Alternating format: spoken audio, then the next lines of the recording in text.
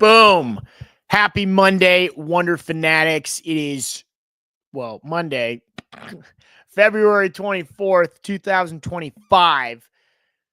Big day for some of you if you entered the first ever weekly $1,000 contest giveaway. Folks, today's the day we pull the curtain back. The great Wizard of Oz, oh, great and powerful. I'm not either, but I am. Well, I guess kind of like a wizard in terms of I can predict things. Like I predicted the Warriors, maybe Western Conference Finals champions. Not Finals champions because I don't know if anyone can beat the Cleveland Cavaliers, but I did also predict Indiana would go to the first ever 12-team college football playoff. So I guess I'm kind of a wizard, even though they got trounced by Notre Dame, who was ultimately the runner-up, but that doesn't matter. Good morning, good day, good evening, good night to our great user base in South Africa. This is the Wunderfan Show. I'm your host, Henry Markin, and I am so happy to see you. As I said, the big ass elephant in the room. We will be announcing a winner today. I have thousands of entries that I'm pulling from in our database, and this is so cool. This is just so awesome to see everyone come in and try to use their wonder. And a lot of people were probably stoked about getting the ability to earn cash rewards just for walking around campus. Thank you to everyone who participated in the SEC campus takeover. We welcome thousands of new users across the world. I was going to say across America, but across the world. We literally have a user at every single SEC school now. That is awesome. I never thought it meant more like that, but it does mean more. Thank you to all the SEC users who jumped in when you saw the opportunity to do so. Stay with us. We're doing giveaways every single week. $1,000 giveaway. So excited. I can't get words out. $1,000 giveaways every week. Check our Wonder Shop. See all the great things you can earn. And above all else, it really does pay to be a fan on the Wunderfan app. It really does. Thousands of ways you could earn, thousands of things to do, and it's only going to get better. There are so many cool features I can't tell you about on the Wunderfan app yet because I don't want to ruin the surprise, but this app is going to blow people out of the water in a very short time. Couple of weeks. You better be on the Wunderfan train by then because you're just leaving so much money on the table. That's all I'm going to say. Okay, I will announce the winner at the end of today's show. Keeping all of our users, everyone who's watching right now, going to keep you on the edge of your toes. But don't worry. Like I said, if you did not win this week, it's all good. You could enter next week or the week after or the week after that. Enter as many times as you want. We're pulling from a base. You can enter 1,000 times. You probably win. You need a lot of wonder to do that. So I recommend you go walk around a campus that has a campus takeover, find the wonder zones, go to games, play in our pick'em. So many things you can do to earn wonder. Give it a shot. You might as well. It's $1,000. It's $1,000 that you could do whatever you want with it. It doesn't matter how you get the wonder. Go for it. Okay. So we'll pull from we have thousands of entries. I have this huge wheel of names. I'm not going to show you the names to keep everyone's emails private, but I have an email user base of everyone that entered. Thank you once again. We'll do that at the end of the show. Okay. First and foremost. So Luka Doncic is now, I would say, officially a Laker because he was a Laker as of the last 2 weeks. He wasn't really the Luka we know him to be until this weekend, right? I mean, he was playing, and by no means, anyone that gets almost a triple-double in the NBA on a nightly basis, you're not to be trifled with on a basketball court. But the Luka Doncic we've all come to love and or fear, depending on, who your team is, he arrived. And it's incredibly bothersome. It's very bothersome, incredibly bothersome. I think everyone was really excited when the trade happened because it was just an absolute shit stir in the pot of meh and vanilla. Because remember, that trade happened during the Super Bowl press week leading up to Chiefs versus Eagles, the most monotonous, yucky, at least anticipated matchup we've seen in a while, and an equally yucky, monotonous game, right? So that came at a very needed time. It was like a shot of adrenaline you take before like a very boring game of croquet, right? Because now you just run around with that stick just going crazy. So that was really cool. Then we get to see him play. And it's like, okay, he banged in a couple threes, a couple of great passes. All right. But nothing worth writing home about, other than the fact that he was wearing a Lakers jersey. But they didn't win all their games. In fact, they actually split a series with Utah. So they beat Utah, but then they also lost to Utah. They lost to the Hornets, who suck. And you're going, what the heck? What is this? This is not Luka Doncic. This is who's the late night host? That this is James Corden on this is James Corden just running around with a Lakers jersey. Like, what is this? After he's finishing up hosting his segment, or I think he's retired now, but that's not the point. It didn't look like Luka at all. And then on Saturday, oh, he's back. He is so back. I mentioned in some social videos, he was screaming at nothing after hitting a big shot. That's terrifying, right? When Luka's screaming at nothing, you're done. Like, there's a couple things that these big time NBA killers will do before, they go out and kill. Like, Kobe was always just locked in, right? Kobe just had that look in his eye, right? He was just sort of like, Matt Barnes tried to flinch him at the baseline with the inbound pass. And Kobe was just, it's like, oh, fuck. You're not, there's nothing you could do against that Kobe. That Kobe will not be stopped no matter what. He is getting to the bucket no matter what. Jordan, if you ever saw him put his hands on his thighs or knees, that is the only time that I think you'd be able to even put hands on him. Just for that's like the reload, because every other second he was a clamp on defense and an absolute clip everywhere. Like, you're screwed. If you got LeBron looking at you like this, that famous Miami Heat LeBron image that I'm sure most Celtics fans to this day come to fear, nothing you can do. If you see Curry biting on his mouth guard as he's dribbling up, that means that man has all these just insane plans for you, for your defense, that possession. He will pull up from the half-court logo if he wants to. He's got his whole arsenal, his whole bag of tricks.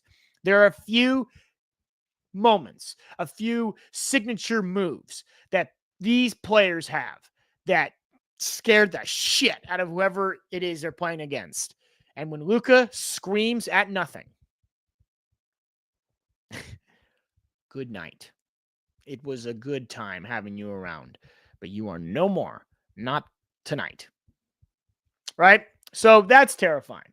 I still think, I'll say it again, I still think the Warriors match up pretty well with the Lakers. I do. I think they've always battled, and that Curry versus LeBron rivalry is as good as any rivalry in all of sports right now. I just think it is about as even as it gets. Like, LeBron may have the past couple, not only regular season wins, but they zapped us in the playoffs a few years ago, and they zapped us this year on Christmas. Curry has him beat in the NBA Finals. Like, Curry is up, right? Because he beat him once the first time, lost to him once, and then won 2 more times against LeBron. Curry's winning in the postseason against LeBron. That is a real rivalry. You know how rivalries sometimes are very one-sided. It's like, thematically and spiritually, yeah, there are crosstown rivals, but like on the field, it's not a rivalry. Like, it's pretty lopsided. One team has had their fair share of W's in recent years. This is not the case. This is very even. This rivalry is real. And I think, you're talking about storybook endings for a lot of these guys who are near retirement. Yeah, I could totally see the scriptwriters really just get to work in the lab and cook up something awesome. I'd hate it, but Warriors, Lakers, Western Conference Finals, Luka and LeBron versus Steph and Jimmy. Good Lord, that's amazing television. I mean, what do you want? What more do you need? Because in order for those teams to get there, they're beating some of the best teams in the league. They're going through hell to get there. I don't even know if the matchup is possible. It might be. I mean, assuming the Lakers get the 4 or the 5 or the 6 seed and the Warriors land the 7 or 8, I mean, that seems right. They both have to beat, the Warriors would have to beat a 1 or a 2 seed in the first round, which so possible. I would love to get OKC in the first round. I'm so sorry. Congratulations to OKC for another great regular season. You'll probably get the 1 seed this year. I would love to play you guys. I would love it. Bookmark this clip, by the way. Bookmark it. February 24th, 2025. Give me OKC. What am I supposed to fear here? Like SGA, MVP candidate, 100% deserves it if he gets it. How many points of SGA's entire library of points this year comes from him just going to the line? Let's say, for the sake of argument, I don't know, there's a little bit of a harsh meeting right before the playoffs. Hey, fellas, all the stripes, they get together, they got their whistles, they all say, hey, mine. They're all in the meeting, right? And the head ref goes, kind of like what we saw for the Super Bowl, where it's like, listen, fellas, I don't know if you've been reading a lot of the articles online. I don't know if you've been following a lot of stuff on social media, but it appears that we may be favoring one player in particular. In fact, he's somewhat of a, as the kids call it, a meme. And all the refs go, meme. And they go, mine, right? And then all of a sudden they say, what if we just swallowed the whistle whenever SGA has a quote unquote foul? Right? Whenever he is quote unquote fouled, what if we just didn't call it? What if we really make him work for the fouls? Because he is clearly hunting fouls. He sometimes goes to the line more than entire teams. That's right. He outscores entire opposing teams from the free throw line himself. So I want you to think about that thing I just said right there. And if that doesn't bother you, if that doesn't make you physically sick, as a consumer of the league, clearly opposing coaches know that's coming. You can kind of chalk out a portion of points, a percentage of stats that are going to come from the stripe. And if one guy is getting to the line a lot, I can assure you that may be plucked. It might just be plucked. So you stop SGA. You limit, let's say even 25, 30 points, right, is a good stop. I would say anything above 40 or 50, it gets out of hand. But if you limit the guy to under 30, what are you going to do? You're going to, who else are they? I mean, Chet Holmgren, you put a body on him and a sand, you put someone with some sandbags or a weighted vest. I mean, Jesus Christ, give Draymond Green Chet Holmgren. Chet Holmgren is very talented, but put real size in the dude and see what he does. See how big of a force he is. The guy's like 150 pounds. Oh, excuse me. I'm sorry. He's 180 pounds. Whatever he is, it's like, I feel like he's just going to blow away in the wind. I'm not buying it. I'm not buying this. These guys are out shooting teams in the regular. I'm not buying it. Playoff basketball is playoff basketball. And you want to win in the playoffs, you need one thing and one thing only: experience. These guys have one series under their belt. They need to be doing this for 3 or 4 more years. That's how you win in the NBA, is years of doing this. Like the Warriors, it took them 3 or 4 years where they couldn't quite get over the hump. And then they started winning finals. Same with the Celtics. They needed 3 or 4 years before they started winning finals. And so we might be in a Celtics dynasty right now. I'm not completely ignorant. My West Coast bias doesn't fog up my goggles completely. But you can't just go okay, we got zapped last year. We won a series. We're going to win it all this year. No, you need to like put in the time, or you put in the time with other teams like LeBron. I mean, even him, his first year on the Heat, he didn't win. Took him a while to get his, right? It took Denver. Took him forever to finally win one. Do you remember when Denver lost to Portland? A long time ago. The Warriors swept Portland in the Western Conference Finals. Portland beat Denver to advance to the Western Conference Finals.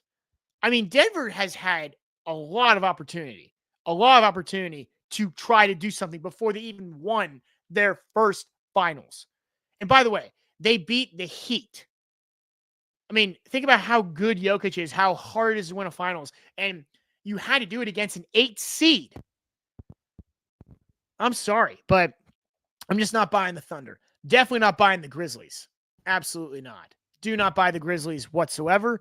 I think they're deep. I think they're about a year behind the Thunder because everyone was hurt for a while, and the Grizzlies were good a couple years ago, and then Dylan Brooks, of course, was curb stomping Curry and kicking everybody, and now he's a Rocket. And by the way, the Rockets are nothing.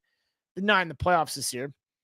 I think the playoffs can only be won by teams with experience. You can't just all of a sudden be like hot. This isn't playoff baseball. Playoff baseball, anybody can get hot. And that is what makes baseball so damn cool. Is like a team like the Tigers, who had like a team total net worth of what, like $18 million, and that didn't even cover a year of Judge's salary, something like that, right? Yeah, let's just take a look at the standings real quick. As it stands today, the Thunder are the 1 in the West. They're just not a threat. Memphis is the 2, tied with Denver.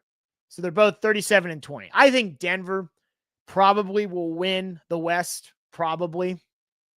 I mean, like, that's what the sharp side of me says.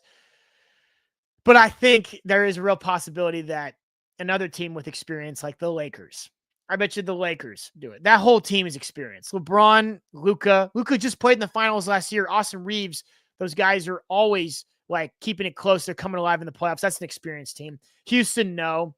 Clippers, you had a good run. I don't know where it came from. And in many ways, it's sort of like a soft reboot, but you're not a threat. Minnesota. Watch out for Minnesota. I'm just saying, Ant Edwards is that guy. I know they're not as good as last year, and maybe last year was the year to do it. I don't know how good of a series Minnesota-Boston would have been. Maybe it would have been amazing, but like, I think if the rest of Dallas just showed up, that Dallas-Boston series could have been amazing. Dallas just didn't show up.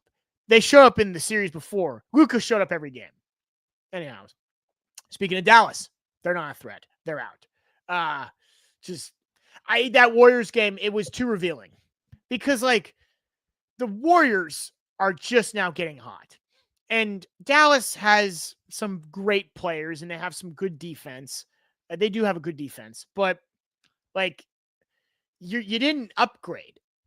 Obviously, you lost Luka and you got AD, but I'm saying like you got like you're just the same as you were this year without Luka, and like that team's nothing. Because let's just say that AD isn't going to be there that much. He's like an absentee father. Like, oh, you might see him for the holidays, the big games, right? The Christmas Day game, the playoff clinching game. Maybe we'll see if he needs some money, but you're not going to see AD that much. There's not enough motivation. You don't have LeBron breathing down your neck to come play every night. You think Kyrie's going to do that? Kyrie's going to miss just as many games as AD.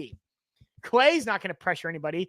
AD doesn't have that LeBron-size force to say, hey, you're fine. Let's play. There's nobody like that in Dallas. Everyone in Dallas is just like confused about what is happening to their team. They're all like, wait, are we tanking? Are we going to move to Vegas? Is Nico Harrison, is he okay? Like, there's nobody on Dallas that can get AD to be motivated like he had in LA with LeBron and JJ Redick, who was shaping the team around him. I do kind of feel for AD. I'm sure he's obviously well compensated, but like the whole universe just looked at this Luka trade and just thought, wow, what a shitty deal. You get Anthony Davis, big deal, right? Like that, I'm sure it doesn't feel great. if I'm being honest, as another human being who is compared to, a more talented human being in some regard, but just to be ultimately shit on by billions. NBA is global. Billions of people probably saw that trade and thought to themselves, that's horrible. Like, think about being judged by billions of people just because you're standing next to someone who just may be a little bit better in their respective sport. I don't know. I kind of feel for AD. He didn't do nothing wrong. He just signed his name to the dotted line. Yeah, I'll play for Dallas now that I'm forced to. Yeah, I kind of feel for AD. Do I think Dallas will be a threat? Absolutely not. Not because AD's bad. That's just not my point. I just don't think he'll play that many games. And he doesn't have LeBron, down his throat saying, hey, you good to go tonight? You going to play? Hey, hello? You're going to play? That's not happening anymore. Kyrie's not that guy. Clay's not that guy. I don't know if Spencer Dinwiddie's that guy. PJ Washington is just hilarious. And he's also petty. He might not be that guy. Yeah, I don't know if they have that guy, unfortunately. But moving on to the 9 seed, Golden State now has a 2-game lead cushion over the 10-seeded Kings. Got to get out of that 9 hole. The 9-10 is like, oh my God. 7 and 8 is great. I will take 7 and 8. I prefer to be the 6th seed, so you could just play the 3rd best team in the league, because it's probably going to be Memphis, who I'd love to play. I don't want to play Denver. I'll take OKC. I think the Warriors have their eyes on that 6th seed, if at all possible. But, if you get the 8th seed, you get the 8th seed. Who gives a shit? But, yeah, don't want that 9 or 10. That would suck. You lose one game and you're out, no matter what you accomplish. I don't think they will. I think the Warriors are about to go on a huge run. I can see it. It's just, this is what they do. This is what the Warriors do. The Warriors, as of late, they just got to stick around this, stay alive, stay in the hunt. If you could go on a little bit of a run, get hot, take care of the teams you're supposed to beat, and then beat some big swinging teams, you're in. You are in. I remember that Warriors, it was the Warriors Kings series, right? Was that the year that the Kings were the 3 seed? Right? I believe the Kings were the 3. And so the Warriors got the 6 seed. And obviously nobody wanted the 7 or 8 seed. That was the year that the Lakers got, I think it was the 7. And then they played Memphis and they beat them. It would be awesome if the Warriors can dodge that playing game, but who cares? I mean, who cares? Just get in. Once you're in, you could beat anybody. Jimmy Butler is Jimmy Buckets for a reason. Curry's averaging 29 in the 6 games Jimmy Butler's been a Warrior. 29 points a game. They've only given up 107 points over those 6 games. So their defense is coming alive. They're rallying behind guys. When you have 2 Hall of Famers sharing a court, of course you can't triple Curry anymore. It's like, oh, go figure. And I know we lost Wiggins, and I know you lost a couple of guys off the bench, but like, I don't know. I don't think Jimmy Butler and Andrew Wiggins even are in the same conversation as far as like Jimmy Butler gets to the stripe. I don't know. But it may not matter at all because, like I said, Warriors, Lakers, Western Conference Finals is what I think will happen, what I hope will happen. It could be a great storybook ending for LeBron. Let's say LeBron beats Curry in the Western Conference Finals. LeBron goes to the finals. Win or lose, it might be a good time for LeBron to retire. I mean, he said he doesn't want to go like poorly. He doesn't want to go to the wheels fall off. He wants to retire somewhat on top. If the Lakers win the finals this year, he's gone. 100% gone. That's the way I look at it. But I think even if they lose the finals, he's probably still gone too. Just to do this whole thing, it's so exhausting playing basketball still in June. That's such a demand for a 40-year-old. It's so fun. Got to be so fun. I bet you if they advance to the finals this year, LeBron's gone. 100%. Okay. But it may not matter because Cleveland might be that good. That's a team where it's like experience, finally over the hump. Donovan Mitchell is due.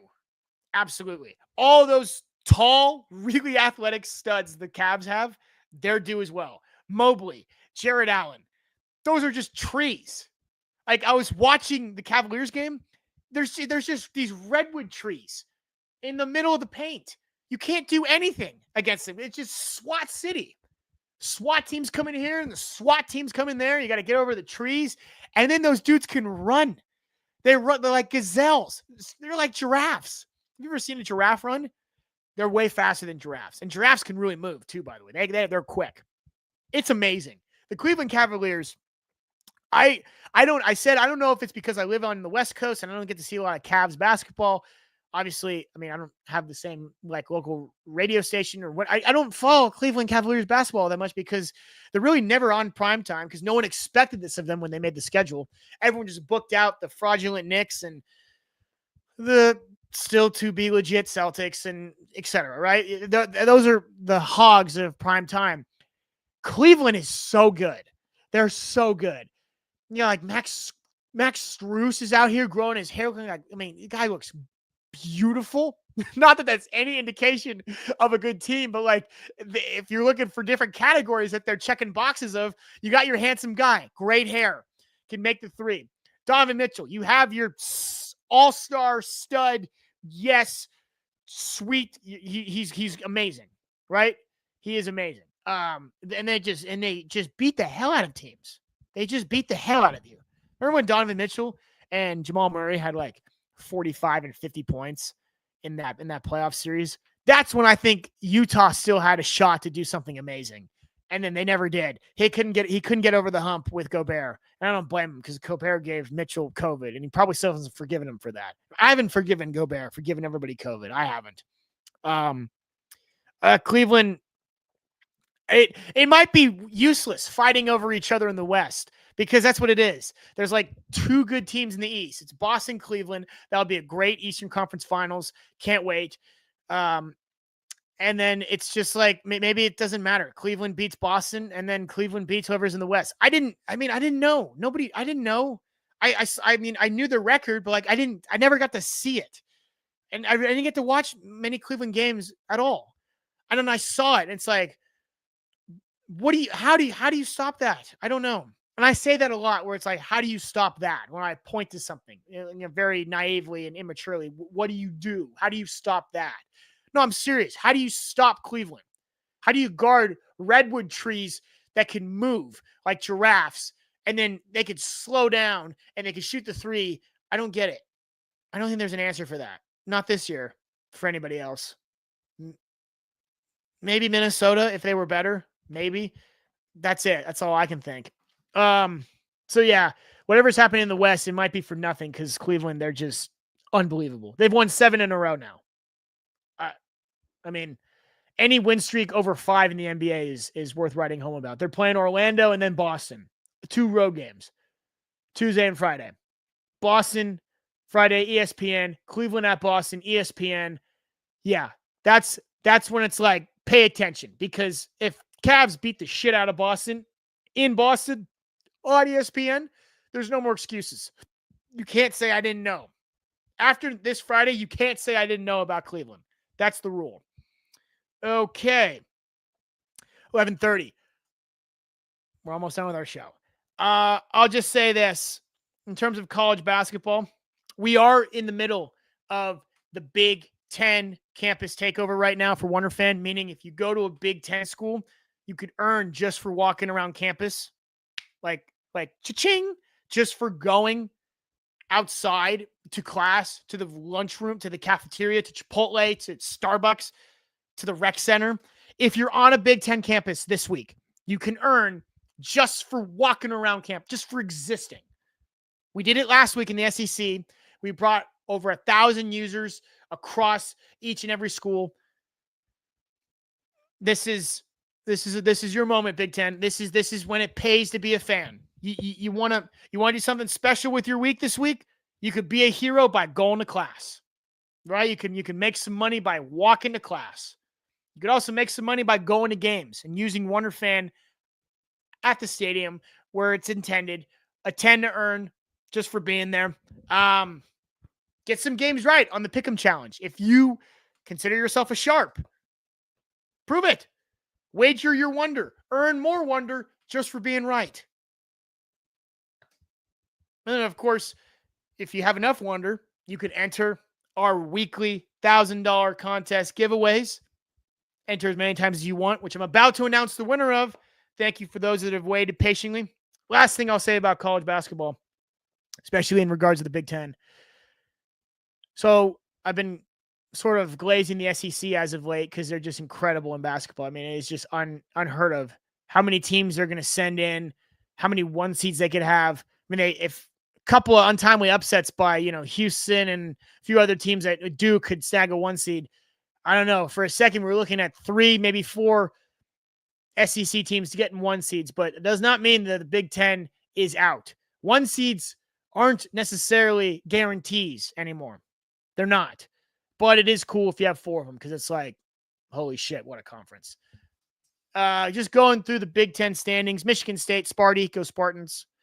Just because Wunderfan Michael is a big Spartan. I'm a Hoosier, of course. Oh, forgot to mention, Oregon and Indiana. Congratulations to your 2 schools. You're getting 2x multipliers all week on Wunderfan. You're getting twice the amount of Wonder because you guys reached out. You guys hit our DMs. You guys were commenting. You guys are earning twice just for being on campus. You're getting 2x. You're welcome. Yeah. All right. That's it. So Michigan State, Michigan, Wisconsin, Maryland. Those are 4 teams that are ranked. Well, Purdue's ranked, but who the hell cares about Purdue? I'll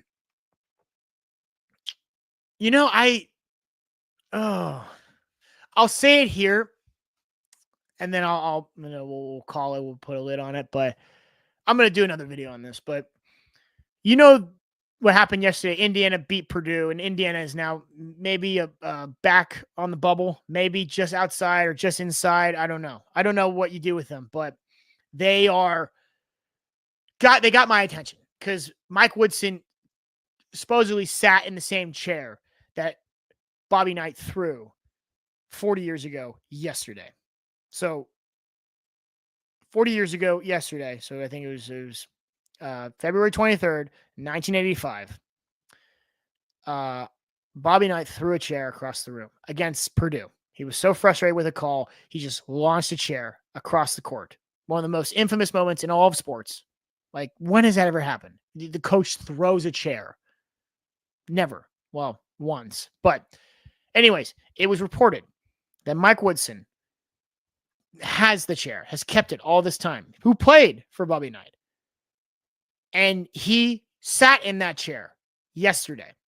So not only kept the official chair that was thrown, but he sat in it.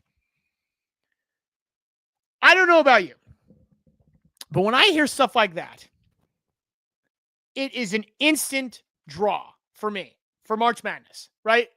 When there are these little things that you could reach and grab and you could explain to, say, like a 9-year-old, where it's like magic or spirit or witchcraft, sorcery. That is something to take note of for March Madness. Every year there's some, because let's be real. The stories sometimes transcend the teams, right? Every year there's some storyline that happens. You're like, well, I can see that. I could see that working out for them. That just smells like Sweet 16. Like, boring teams don't thrive in March Madness. They just don't. I'm not saying like boring teams, they can thrive, but like by and large, like teams that do the best coincidentally have something happening to them in addition, right? There's something special about them. Nobody wins because you're average, because you do average things and you're like, maybe you're exceptionally boring. Like you practice, nobody leaves their house. Like there's every team that's good in March Madness, there's some storyline, right? Well, Jesus Christ. We got Coach Woodson sitting on the haunted chair of Bobby Knight, and you beat Purdue in the same place it was thrown 4 years before. Here's a thought to anybody important at the university or at Indiana University. Here's a thought. Let this be a message to the athletic director or the head of ops. Do not let any other chair be used for Mike Woodson for the rest of the year besides that chair. I'm sure it's not that comfortable, right? There's no back support. It's just this plastic red chair from 1985.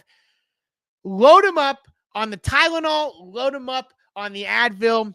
put this guy on that chair every single night. That has to happen. They might never lose. That might have started the beginning of like a 15-game win streak, including Big Ten tournament, including March Madness. This is just how shit works in March.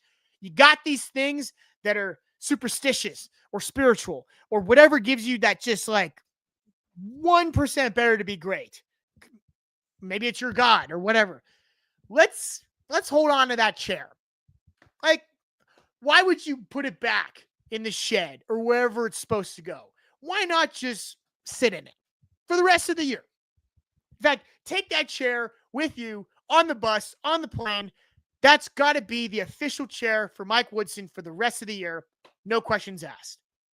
Unless, of course, you bring that chair on a road game, they lose by 50, we could then put the chair back in storage. But if they win another game and that chair is present, that chair stays. Has to. It needs to be a state law in Indiana. Has to. What else are you going to do with it? Memorialize it? This is the chair that Bobby and I threw. We haven't done shit since. Oh, wait a minute. Here's the chair that we beat Purdue once by 20, but we decided to do nothing else with it because we're dumb. Dude, pack it up in the bus, on the plane. It goes where Mike goes. End of story. 100%. The equipment guy, the chair coordinator, the water boys. You guys better guard that chair with your lives because this might be all you needed just to secure your bid. After all, the committee is full of people who place you themselves using their subjectivity. What if that chair is just enough nostalgia, just enough, good old days to get these guys in the suits to give Indiana a bid. You give IU a bid in the first four. You beat Drexel or Drake or UCSD or Hawaii or whoever. And now you go on a fabulous run in March Madness. Who knows? Do not let that chair go to waste. End of story. That's it. Okay. Enough about me and enough about that chair. We are going to announce the moment you've all been waiting for, who won our first ever $1,000 weekly contest giveaway. So again, thousands of entries. Thank you all for entering. I'm just going to hit space and see where it pulls me up, and that's who wins. If you're watching live, here we go. Drum roll, please. I will email you, of course, if you're not watching live. You didn't lose. You're not forfeiting it at all. You're just not seeing it live. I'll just email you, later today or tomorrow, whatever. Today. I'll do it today. I don't know why tomorrow. I'll do it right after this show. Okay. Here we go.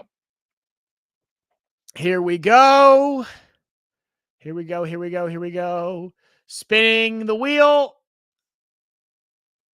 And spinning the wheel. Just make sure that's a real user. It is. It looks to be Mary Claire Kempakis. Am I saying that right? Mary Claire Kempakis. Congratulations to Mary Claire Kempakis. You have won the $1,000 giveaway from Wunderfan. And everyone else who's paying attention right now, so sorry you didn't win, but guess what? You can win next week. Enter as many times as you want. Congratulations to Mary Claire Kempakis. If I'm butchering your name, I'm so sorry, but you won. We'll reach out to you ASAP. Everyone else, this is it. I just announced the winner of the Wunderfan $1,000 giveaway. We're going to do it again a week from today. All you got to do is you go on the Wunderfan app, enter the contest. It costs 420 Wonder to get in, but don't worry. If you go to a Big Ten school, you could earn all that Wonder in like a day just walking around campus. Or who knows, if you have a game or anything, you get some picks right in the Pick'em Challenge. You can get all your Wonder to enter. Things are happening right now on Wunderfan. It's a lot of fun, and it's a lot of fun if you're Mary Claire Kempakis. Again, so sorry if I just butchered the hell out of your name, but congratulations once again. We will send you the appropriate stuff you need, and all it is just a $1,000 gift card from Visa. We'll get in touch. Okay, to everyone else that's watching, thank you for tuning in. You guys are awesome. Awesome to have you guys all the time. We will be back on Friday. But if you go to a Big Ten school, download the Wunderfan app. If you don't have the Wunderfan app, download the Wunderfan app. Why not? I just gave away $1,000. I'm sure Mary Claire, whoever won, had probably thought there's no way I'm going to win. Now you won. Congrats. Anyone has chances to win. So, yes, that's all I'm going to do for the day. I'm done. And cheers.